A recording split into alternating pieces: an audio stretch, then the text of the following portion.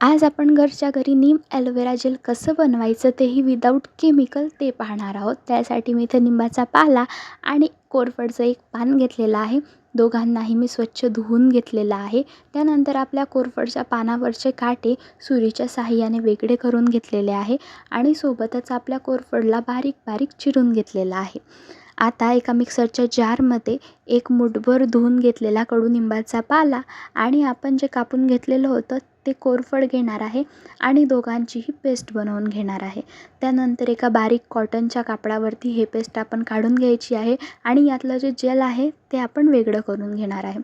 हे जेल तुमचं pimples, pigmentation, dark spot दूर करण्यासाठी मदत करतं. रेग्युलर 7 दिवस याचा यूज केल्याने तुम्हाला चेहऱ्यावरती खूप चांगला रिझल्ट मिळणार आहे. तर रात्री झोपण्यापूर्वी चेहरा पाण्याने स्वच्छ धुवून घ्यायचा आहे. त्यानंतर सर्क्युलर मोशनमध्ये याचा वापर करायचा आहे. जर तुम्हाला हा व्हिडिओ आवडला असेल तर व्हिडिओला लाईक करा, शेअर करा आणि आपल्या चॅनलला सबस्क्राईब करा. धन्यवाद.